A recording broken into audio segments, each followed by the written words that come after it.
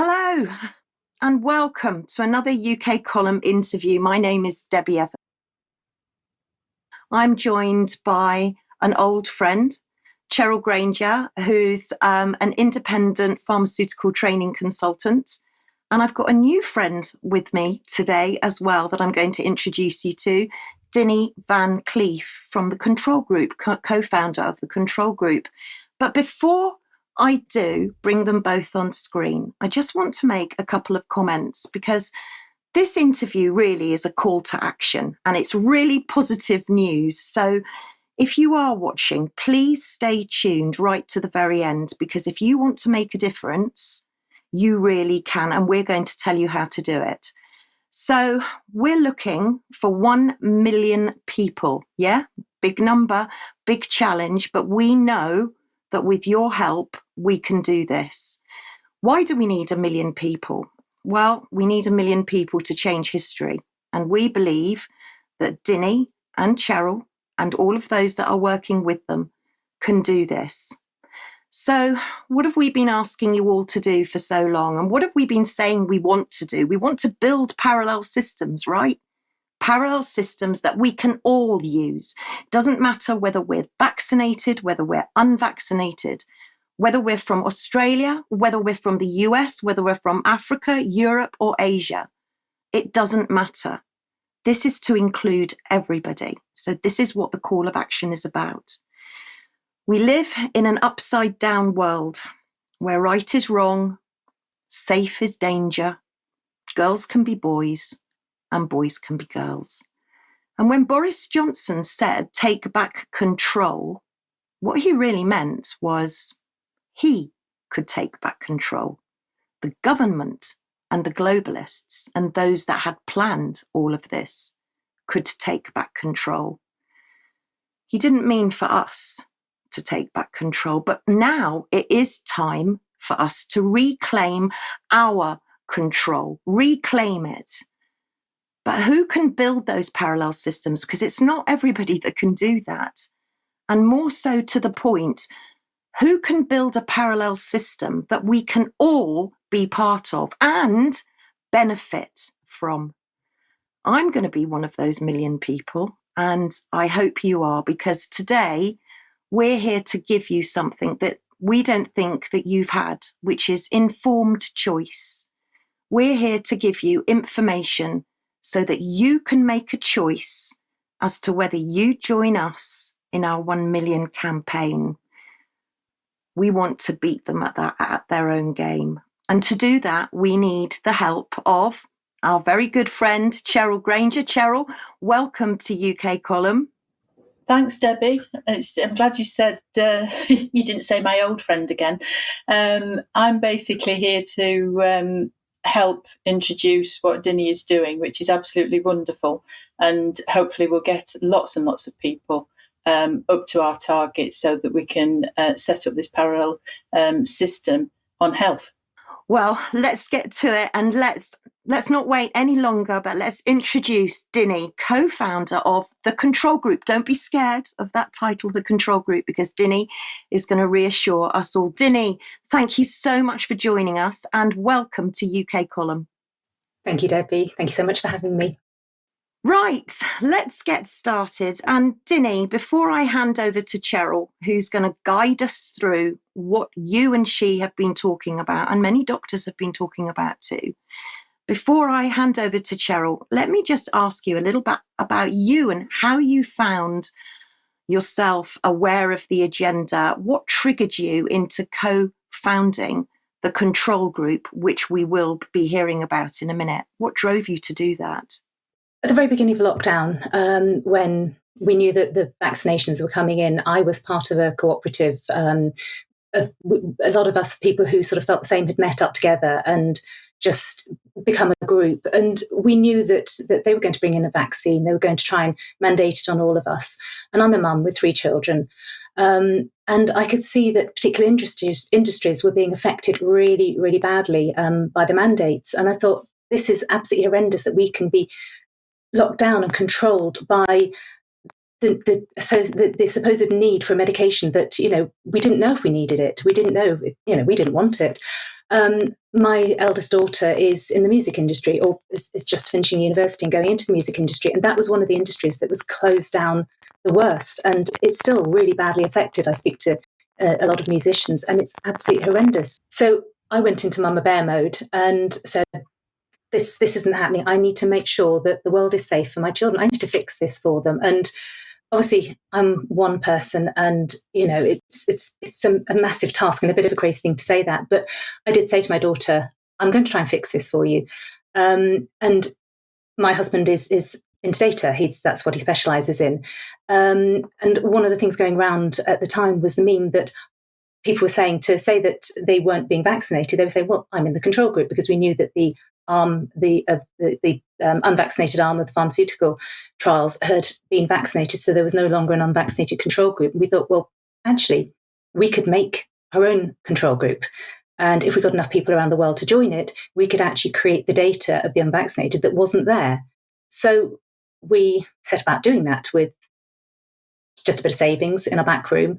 And it just built from there. And I still say to my daughter, we're doing this for you. And in fact, I've got 3 daughters, and I say to all of them, because, they're older now, we're doing this for you. We're trying to fix the world. It's the way in which we can try and do it. There are lots of different things that lots of different people are doing.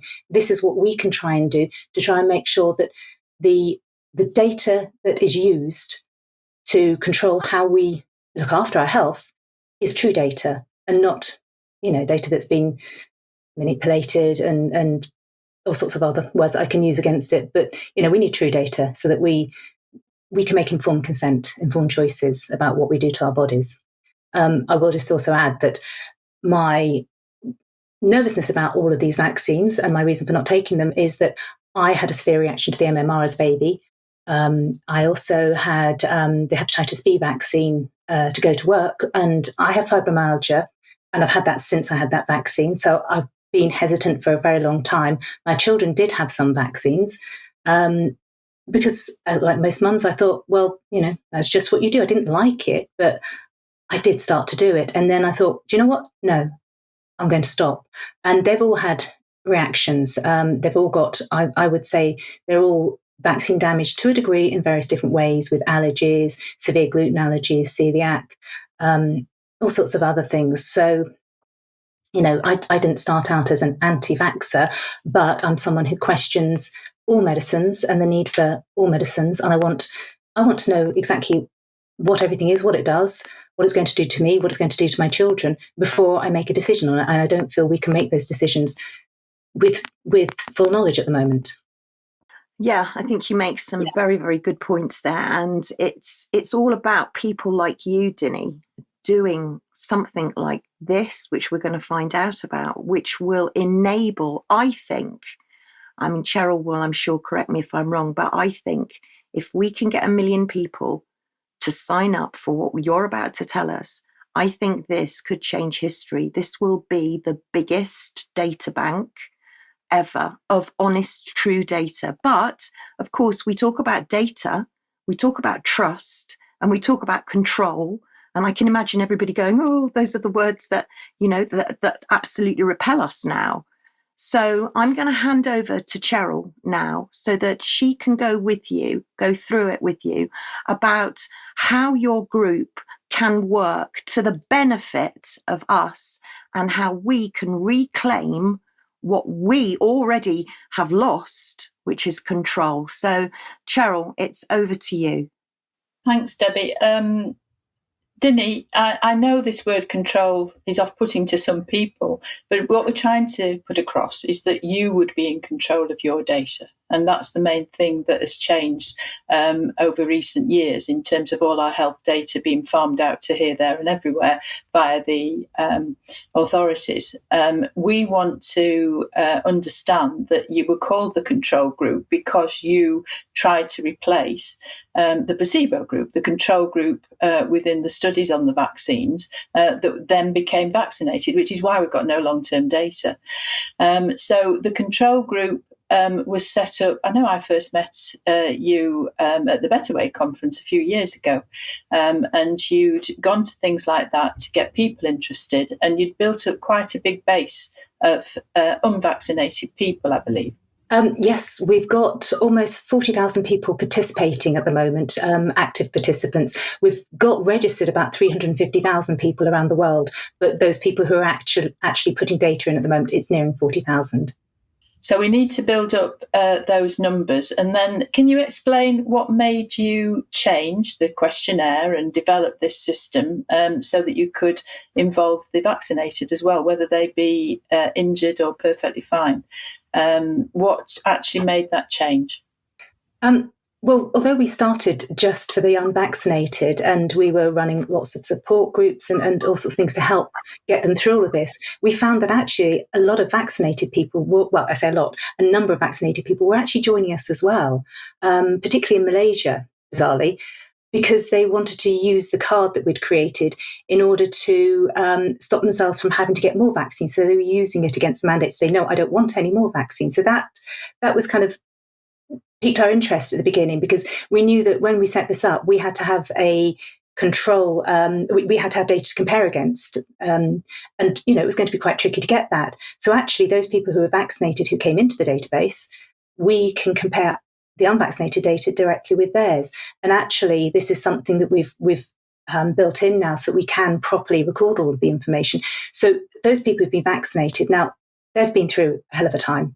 And for those people who've been injured, no one's really recording their injuries. No one's taking real notice of those and putting them in a place where they can actually be looked at properly by researchers. And so what we've changed our system so that we can actually record all aspects of their injury, what they think caused it, and that information can be stored until researchers come on board to look at it properly, and it's in an organised manner, and we take it seriously, and it's people reporting for themselves. They're reporting their own injuries rather than relying on a doctor who won't necessarily report it. They'll class it as something else. So we want to look after those people who've been vaccinated and injured just as much as we want to look after those people who didn't take the vaccine and have been discriminated against and found life very difficult over this time. So filling in the questionnaire, giving your own health data into this system, does it take a long time? Initially, you put in your baseline data and information about some of your past history, which could take you, depending on your health history, maybe half an hour, up to an hour if you've got loads and loads and loads of things. We've got a few people who've got so much, and it takes a little bit of time. But once you've done that, every month, it can take as little as 5 minutes. It's really quick and easy, and it's the majority of people tell us it's quite simple to do as well. But we've got lots of support online to help people, and we're there on Zooms to help people if they get stuck with it as well. So it's not a big ask, really. It's a very simplistic, quick and easy thing to do on a regular basis. Yeah, I think that people find it so much better to actually put information into your system, which then has a use, which then can be used to develop comparisons and health data from around the world. So it's not just a UK thing like the yellow card system, where some of those seem to end up in the bin. So people feel frustrated that they filled in reports for the systems that we have in the UK and nothing ever happens with that information. This is for the benefit of all, so that comparisons can be made. And I've been reading through a lot of data recently with the good old MHRA, and they tend to operate on observed versus expected information. So they supposedly know what should be expected with a particular condition. And then from their yellow card data and others, they find how many problems they've observed and see how one compares with the other to see whether it's a signal. But again, you would have actual data. You would have the people who aren't having a problem, and those presumably would be in large numbers compared with those who are actually having a problem. And then you could do that observe expected and obviously development of a signal in a lot better, a lot easier format than a lot of guesswork that seems to be used at the moment. So I think this is brilliant, and it gives the person who's filled in that data control.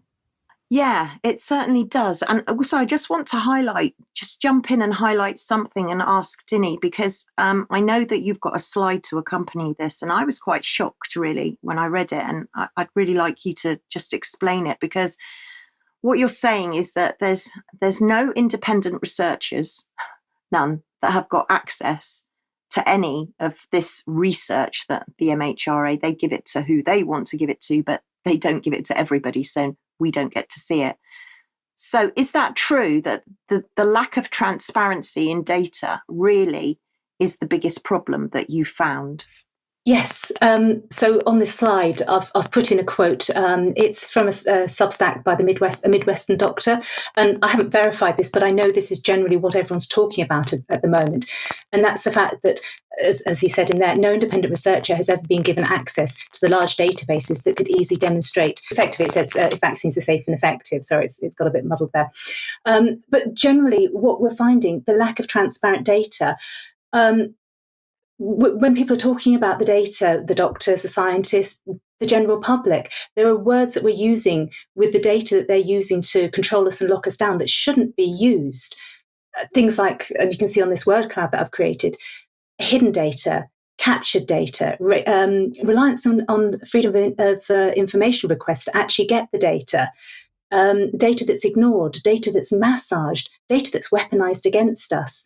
We've had all this data modeling that was done during the pandemic era, where they were using, Neil Ferguson's calculator to postulate things that may or may not happen, and we were being controlled via it. So, I'm not a scientist, I'm not a doctor, I haven't been and looked for the specific data, but this is what we're all hearing all the time from really reputable sources, that the data just isn't there. It's not trustworthy when it is there. I was just going to say, recently in the papers, we have had a lot of new products being promoted by media, and it's all linking into our genomics data.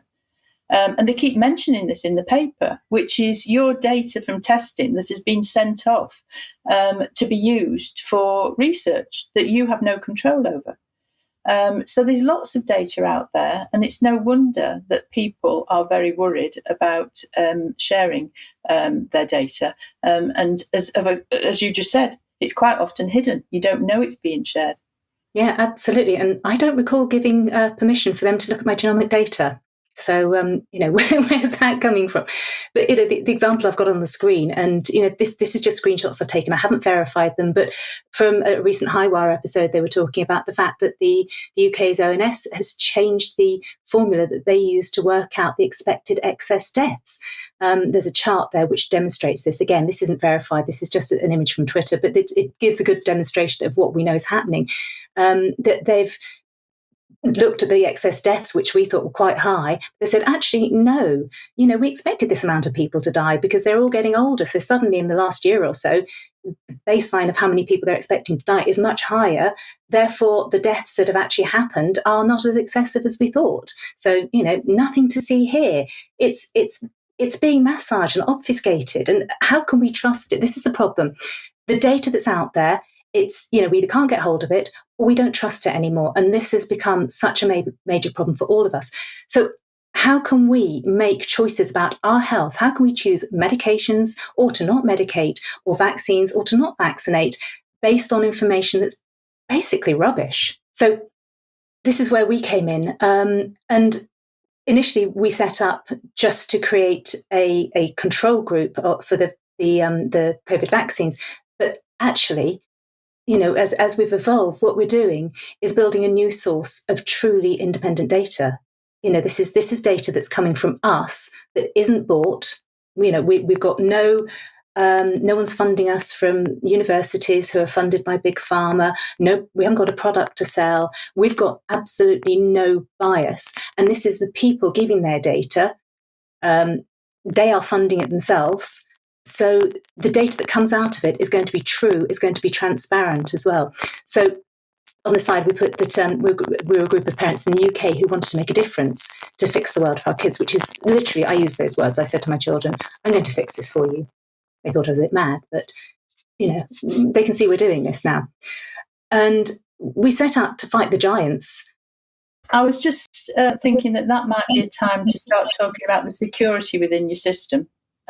Because obviously people worry about giving their private information. So, we've had conversations with yourself and your husband, and has been sent information about the security within your system, which all seems something that I can say categorically is well protected.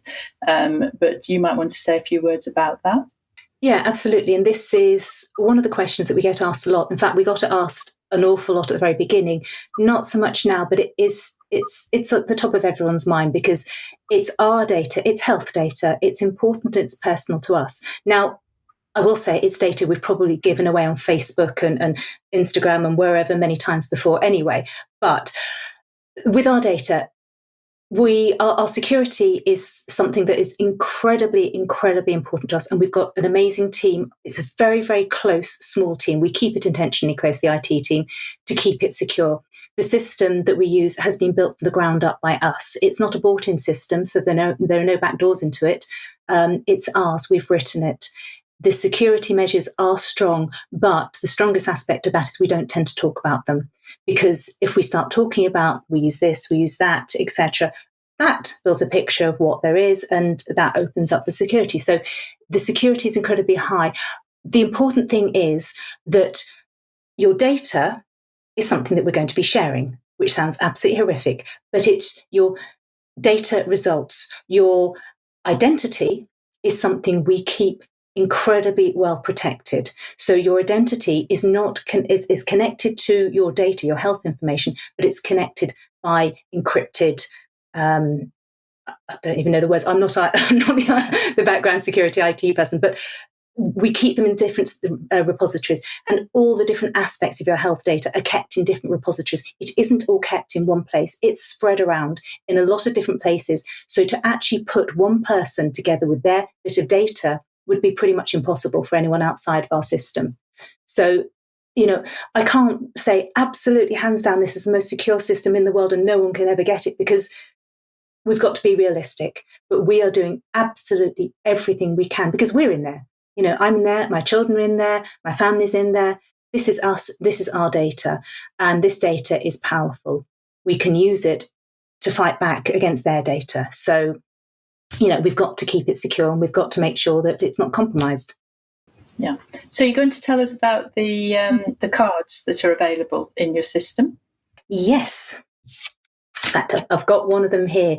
So when we first started the control group, the idea was that we needed to stand up and be proud of our status, and not people who hadn't taken the vaccine were terrified of talking up and speaking up and making themselves known in the crowd. And we said the best way to fight back about this is to come together and be visible. So we created a card. Let's get it on screen there. I don't know if you can see it. It was our membership card.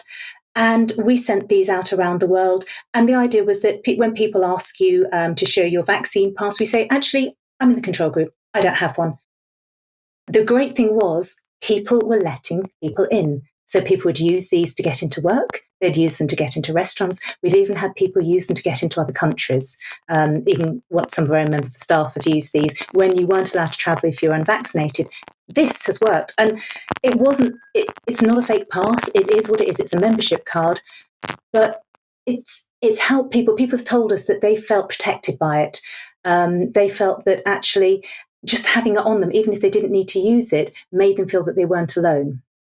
This is really exciting, because I just want everybody listening and watching to realise that, yes, we're asking you to give Dinny and her database your data, but you will get benefits from this, and the benefits are huge. And having that card, as you say, we're part of the control group because everywhere else got rid of their control groups. So we don't have any data to go by. We have to make our own data, which is why I think this control group is so valuable, because it embraces everybody. And I mean, you have no borders, do you? How many countries have you got all of those people from? I mean, you must span many, many countries, Dinny.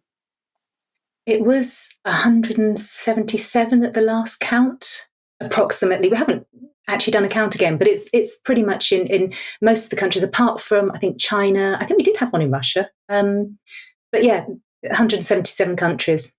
So pretty worldwide. That is that's pretty impressive data. And tell us, before I throw back to Cheryl, just tell us quickly what you're able to do with that data. How important is it? And how important is it for us as well? Because I guess when we're inputting our data into your database, we're kind of recalling our own memories and our own history. So it gives us ourselves a record of our own history, which we're not going to get from the GP, let's face it. And if we're putting in our history once and then we're just updating maybe once a month, which is only going to take 5 minutes, that 5 minutes is nothing, is it, out of somebody's life? It really isn't. But what are you able to look for? Because we come up to that word trend, don't we? Because you're looking for trends. Tell us a bit about what you are actually looking for and where the data, when you get it, would go to. We're collecting data about your health conditions, what you suffer from, and that's incredibly important because obviously we're seeing an increase in all sorts of diseases. So we need to know exactly what people are suffering from. And we also ask how long you suffer it from. So we record when you get better from that, so we can see how long people's diseases last, which is, something that I think a lot of systems don't do. We ask what allergies you've got, and we're seeing obviously increases in allergies as well. We ask about all the supplements and medications that you take, and this one's actually quite key because this is on the health conditions. When you enter a health condition, if you believe that something has caused that health condition, and take an example from my great uncle, which is statins. Statins has caused his legs to have major problems. I've got an example on the screen there that somebody's got myocarditis. If you believe that condition was caused by a medication, a surgery, or a vaccine, or a supplement, medications and supplements are together, you can actually record that in our system. So I've given you an example here of someone with myocarditis. They believe it's due to a vaccination, and the vaccination is the Oxford AstraZeneca one they've put in there. So you list all of your vaccinations, all of your medications, all of your supplements in our system. And then if you feel one of those things is affecting your health, let's say you're taking a supplement, it doesn't just have to be vaccines, it was something else, and you felt that was affecting your health, you could actually link those two together. So we can report on what people feel. And what we're seeing in our system is people reporting retrospectively on things like, of particular interest to me is the hepatitis B vaccine. I've seen other people saying in the system that they feel they've got fibromyalgia from that. This is you reporting, not just your doctor telling you. We do ask if the doctor's confirmed it as well, but actually we want to hear what you say, because then that's data coming from the people, not obfuscated by medical organizations who've got a reason to keep you quiet about it. In terms of the vaccines on this slide that we've got at the moment, this is particularly for those people who've had the COVID vaccine, because a lot of these questions weren't really necessary before. But we asked, was that mandated? Was there coercion involved? Were you given a payment or reward? I mean, that, as far as I know, hasn't really happened before. People were being given all sorts of things, from chocolate bars and donuts to sexual services in some countries. I mean, it's just horrendous. And then we're also looking at the implied consent. Supposedly, we agree to these things, but so many people felt that they didn't really, but they didn't have much of a choice. Were they given all the different things that could happen to them? Were they given all the side effects? Were they told what these things actually did and how effective they were? So we're gathering that information as well. And once we've got that information, we're then going to be reporting on it. Now, initially, because we've had to rebuild the system from scratch, so we weren't funded initially. It was all done, just with some savings. Thankfully, our participants have funded us so that we've been able to afford to rewrite the system from scratch using an amazing team, so that we've got a system that's now able to last for the longevity of this study, which is, we're hoping, 30 years, or as long as is absolutely necessary to get the answers we want. So we can look at not just the COVID vaccine, we can look at every single treatment there ever was. And if there are new pandemics, new vaccines, we're up and running, ready to be recording all the information that comes out of having or not having those particular medications. And the sort of things that we can start to do now, we've just started to put out the analytics, and this is just us. We're not analysing them, we're simply reporting on what's in the database. What we want to get on board as we go through is people to actually analyse that data for us. But the slide at the moment is a picture of our vaccine injured in the database. Now, we've only got, I think it's about 275 COVID vaccinated people listed out of the almost 40,000 people. So it's a very, very small cohort, but it's quite an interesting cohort because of those, 30 of them have reported that they've been injured. And we ask people, why did you take the vaccine? What was your reason for taking it? So you can see that the largest one for those people who were vaccine injured was pressure from government, which is just absolutely awful. The government forced them to get an injury, essentially. That's absolutely horrific. The previous slide is a really important one. This one tells you about the sorts of injuries that people are reporting. It's very small on the screen. But you can see of the 275 people who are in there who are COVID vaccinated, and the 30 of those that report an injury, they have between them reported 75 injuries. So some people have multiple injuries, and there are things like eye disorders, there's things like chest pain, there's cancer, there's alopecia. There's all manner of things, and there's a big topic at the top that says other, and those are things where people have entered in their own item that isn't in our list yet. We're going to be going through those and adding to the list. We're constantly updating our database so that we've got more and more information in it because we need to capture absolutely everything. This slide at the moment, the diagnosis grade, this I feel is really exciting in terms of showing what we can actually do with the data. Although our data is still, we've only the new database really started from September, and it's taken a little while to get people back on board with that. So our data is only from really a few months, and not everyone has filled in absolutely everything. So this is just going to get bigger. But this slide shows vaccinated and unvaccinated people. It shows the grade at which they were diagnosed with a cancer. And it's got a list of cancers down the left-hand side. And then the grades are yellow for grade 1, orange for grade 2, and red for grade 3. And you can see that some cancers, people are diagnosed at a very low grade. The breast cancer at the very top, there seems to be a fairly even mix between the grades at which people are diagnosed. Now, the reason this one's particularly important is because we've got what's called turbo cancer, or what people are calling turbo cancer, which is describing a cancer that's diagnosed quite late in the day. So they've come in with not so long to live. And what we can do in our system is actually split the data between the vaccinated and the unvaccinated and show the difference in the stage at which people are diagnosed for cancer. Now, hopefully, everyone's diagnosed at a really low stage, but that might not be the case, and our data can show that. Yeah, so the other thing that you could do is look at the ages at which these cancers are occurring, because that's the other thing with the turbo cancers. They've never seen as many in such young people, and therefore that information would be quite accessible for your database, won't it? Yeah, we can split it by age, we can split it by sex, we can split it by blood group, we can split it by geography. We can look at this data in any way we want. We've got that ability. The way that we've written it means that it's incredibly flexible. You can look at people's cancer split on people who take vitamin C and people who don't take vitamin C, and how long they've got it for and whether they go into remission or not. We can look at absolutely anything within the data, and we can add new questions in as well, so that we can expand the scope of this. We're really just starting with this. This can be a massive project that can look at every aspect of health in a truthful, open and transparent way. And the main thing about it is that it's ongoing, it's live. This happened 2 years ago, and next year here's the report of what happened.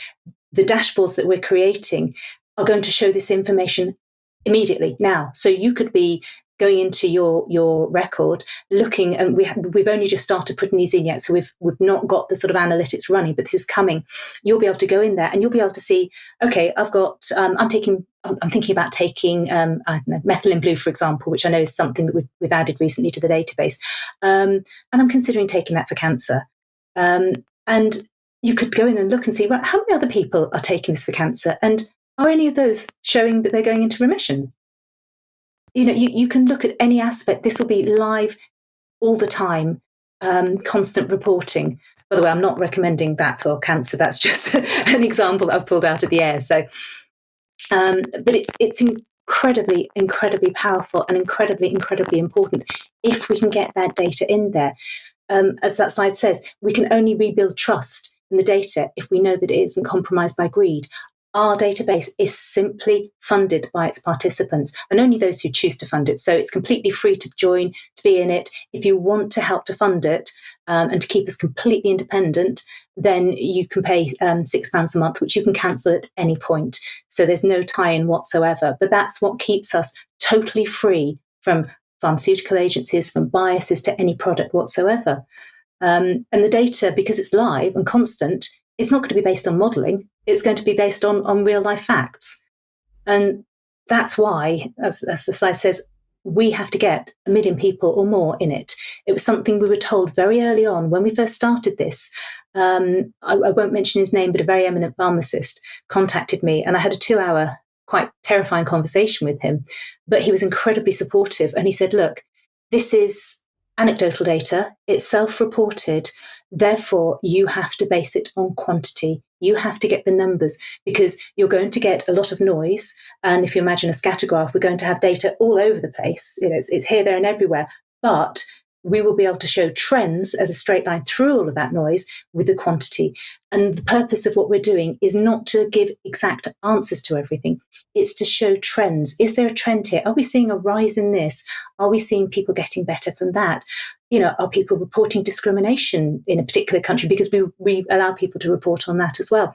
Are people showing a signal for a particular medication that hasn't been seen before? Because the people are reporting it. It's not the doctors who, it's in their interest to hide information because they want to sell the drugs. The people are saying this. Now, I know that people aren't always correct in assuming what's causing things, but if we have a lot of people all saying the same thing, that's a really important flag that then can be looked into by researchers and scientists who can then do a deep dive and find out if that's the case or not.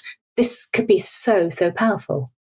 And that brings me on to a very important question, I think, Dinny, because, we're asking people watching to trust you, and I do.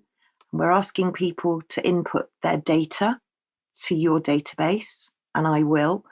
And we're asking people to make an informed choice about reclaiming control, which I will.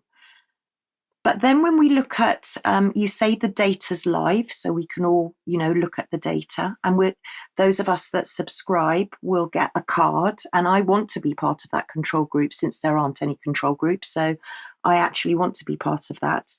But then there are going to be other people, I think, that are watching that are going, okay, then Dinny has got all of that research, all of that amazing evidence, which is goldmine data. How do you discern which researchers analyse it? Because many people watching are suspicious of academics, they're suspicious of scientists, suspicious of doctors. So how do we know that we can trust the researchers that the data's going to? That's a really good question. And a simple answer to that is that it doesn't really matter who puts out research based on our data, because the data will be there for everyone to see. It's transparent. So once we've got the analytics up and running, anyone who wants to, if someone's put out a report on a particular aspect, let's say, for example, they put out a report on cancer, and it says that we're all getting cancer at a terrible increased rate, other people can then go into the analytics, query the data and say, right, show me those same facts and figures, and they can check against it. So the data is going to be transparent. So it doesn't matter what other people say, other people can look at it and check against it. And that's what's missing from a lot of these other papers, where journals put out reports on different products and say, this is what's happening, but actually they don't supply the raw source data. And when I say raw source data, that's without any people in it. That's just results. That's not individual records. But they don't put out that raw data. And we've spoken to an editor of a fairly well-known journal who said that even when they do eventually manage to get hold of some of the raw data, it's been changed, it's been edited, they don't get all of it. With our system, we want to make all of this available all of the time and totally transparent. So they can say what they like with the data, but it can be checked, and then we'll know who the researchers are to trust, because their data will match with what we're saying. Yeah, so you've got no hidden agenda, have you? Because you're not deciding that we want this data to show that, which is how a lot of clinical trials and what have you are based. They have something, a hypothesis to prove. You're just looking at what the data is showing you, or the researchers will be coming in and doing that. You can't manipulate it because it's already there. The data is already there. And as you say, because other people can have access to it, everybody will be checking everybody else's work, really. The other thing that I find very interesting about this is the benefit of having a card that can have your data on it in terms of going into a hospital. And we never know when we're going into hospital quite often. We might be in an emergency. And if I had a card on me, one of your cards, I could actually dictate what I want. Perhaps I won't want a blood transfusion, for example. And that all could be stated. Is that right? Yes. So that's our health card. If I just show that on screen, I don't know if you can see, that's mine. I don't know if you'll be able to scan the QR code from the screen, but if you can, you'll see my health data on there. The idea with these cards, this is our health card, and it's totally optional. You don't have to have one of these. But the idea with the health card is initially it's an in case of emergency card. So it says on there, in case of emergency, scan the QR code. And if you scan that QR code, what you'll see is a list of things that I have chosen to be on there. And that's the important thing. So it shows information from my health record that I have decided. There's a little on-off switch on each record that you can choose whether or not this shows. So I can choose to show any health conditions I've got, any allergies I've got. It shows my blood group on the front of the card. It will show any medication that I'm on, but also it can show the medical choices, the advanced decisions that I want to make about how I'm going to be treated in hospital. So things like you said, if I don't want a blood transfusion, if I don't want plasma, or I decide I don't want platelets, or I don't want to have mechanical ventilation, we've got a number of things on there that will show on this card when you scan the QR code. You decide what you don't want. Now, I will point out that that is not legally binding because we've done this internationally. We can't make it legally binding in any country. However, it is there for any paramedic to see, and we hope that they will actually listen to it. And obviously, you can also add emergency contacts on there, some of whom might be your health advocates. And we recommend that you print out your advanced decisions, sign and witness them, and take those with you and give those to your health advocate to bring in with you. So there are things you can do to strengthen it. This just tells the person, this person doesn't want these things. But the other aspect of this card going forward is that this is your health record, or your health records on your system. And once a parallel system of health gets up and running, and we can see this happening all over the places with people like the PHA and other ones in America, where they're creating these new amazing hubs where we can go and get health and advice and treatments from people who aren't necessarily registered with the GMC and therefore don't have access to medical systems and don't have access to your record, your health record. And as you said before, it's really hard to remember what vaccines you've had, what health conditions you've had, when you had them. You could allow them to scan the QR code and share with them bits of your health information without you having to remember it, which is really, really useful. The other aspect of this being your own health record, and it's yours, you own it, is that you can keep your health record ongoing and that of your children, your family members, and therefore you can look back at it at any point and see how your health is going. Our aim is, in the long term, to be able to create charts for your own health as well. So you can look at, how was my mental health? Was it up and down? How does that correlate with perhaps the vitamins I'm taking, or the medication I'm taking, or the amount of exercise I'm taking? These are things that we plan to build into there so that this is something that you can look at and control your own health. The whole thing is, it's about you having the knowledge and the information and being able to see what's going on, what other people are saying, and to make decisions of your own about your own health. It's all about choice. Everything, every aspect of what we do is about choice. It's your choice whether to have any of these cards. It's your choice whether to help fund us or not. So I'm really excited about this, and I hope people watching are excited because the benefits are huge. One thing I did want to bring up, though, is when I hope people do register up with you, I would say probably they would want to tell their family and friends as well, right? Because sadly, I don't want to put any dampeners on this, but sadly, some people that are inputting their data may die. and all of a sudden they've disappeared from the database. Have you got anything to sort of cover that, or for people to look at with regards to somebody that's maybe been contributing that has died? Yes, we do. We've got a couple of things in place, and actually it's an area that we do need to look at even more. But initially, if you've got a record where you've got yourself and several other members of your family, then other members can report it. There's actually a button in there that says notify us of a death, and you can actually click on that button to notify us of the death of one of the participants within your record. If you're somebody on your own and you haven't got anyone else in there, what we've got is a notification of death letter.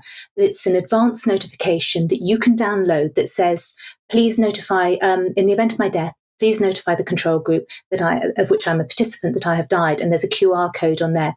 And the idea is that you put that in your personal effects. So if you do die and you haven't got anyone else who's looking after you, when somebody goes through your personal effects, perhaps someone that you haven't seen for a long time or whoever, they find that letter and can contact us. Another thing that we need to work on a little bit more, but is something that we've created, it's in there, but we need to really get some more messaging out about this because, as I said, this is still in development, a lot of this. We've got a buddy system whereby you can nominate someone and they have to then come back and agree to it. That if you don't update your record for, I think it's 3 months, we can send an email to that buddy and they can give you a nudge. Or obviously, if you've died, they can let us know. And then after 3 months, there's another notification after that. If we still don't hear, we send out another email and say, that is this person still alive? Can you just let us know that they're still going? So we've got 3 different mechanisms for capturing deaths, but obviously deaths is incredibly important because we need to see if there's a difference in longevity as well as vitality. These are 2 really important aspects. So, there are other things that we can be building in as we go along. We're still learning on all of this, but yeah, we've got 3 things that will help in different instances at the moment. I just want to thank you so much for, an incredible amount of work. And it seems that whatever question that Cheryl and I throw at you, you've already thought of it, and you're kind of there. This system is there waiting for people to use right now. And I know people are going to say, well, why haven't we heard about this before? People are going to be saying, okay, what do I do? Where do I go? Where do we find you? Because I know too that if people do register, and Cheryl and I have spoken to Dinny before about this, is that you're always on the end of an email as well, aren't you? So this is really transparent. We can get hold of you, but where do we go to register? It's at www.controlgroup.coop, COOP, because we're a cooperative, which means we belong to the people. So it's a COOP email address, www.controlgroup.coop. Go to the website. It has all the information about what we're about, lots of support in there as well. Once you register, it's fairly simplistic questions to get you in and get you going. And we've got support on the end of the email. I do regular Zooms most weeks where people can come and talk to me and ask questions. And if they're not sure how to enter information or why we ask those questions, I try to answer all of those. So yeah, we try to be as transparent as possible. That's wonderful, Dinny. And I just hope we've made people enthusiastic about going along and signing up, because I first started looking at all the Pfizer documentation, which is going to be the Moderna documentation from their clinical trials, some time ago. And then we got it on the Situation Room with UK Column. And that was all bad news. I wanted people to have something that was in their favour, something that would replace the systems within this country, your yellow card and the rest that are not working properly, and therefore give them some means of getting some help. And quite often just being part of a group is quite a therapeutic thing, especially if you're having problems. So we want people out there. We want new people. We want the people that have been into your system in the past but haven't filled in the new questionnaire yet.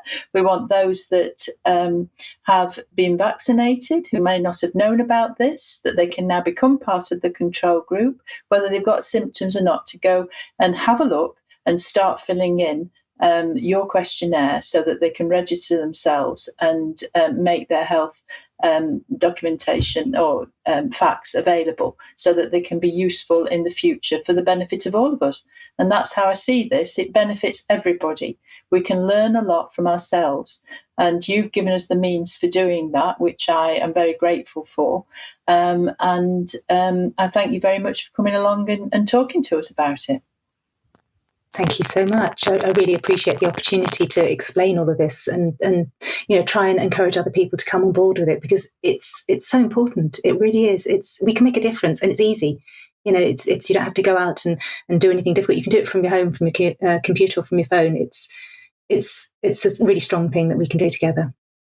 For those of you that are watching, this is a really, really important message. You really can make a difference. Can you be part of the 1 million that Dinny needs to get this data? Reclaim control, because those that are in control don't want us to reclaim it. So it's even more reason for people to register, and the benefits are enormous. And Dinny, I'm sure we'll be coming back and doing regular updates. And I'm hoping that perhaps we'll get a clock and we can see how many people are registering. And the more the better, wherever you are in the world right now, you're listening. It doesn't matter where you are. This is open to absolutely everybody. And on that note, Dinny, as always, I'm going to go to you for the last word, because I just hope the message is going to get out to at least 1 million people. So on that note, Dinny, thank you so much. It's over to you for your last word. Thank you. I just want to say to everyone, now's the time to come together to fight against all of this. If we want to take back control, we need to come together, all of us. And this is an easy, simple way to do it. Controlgroup.coop, come and join us.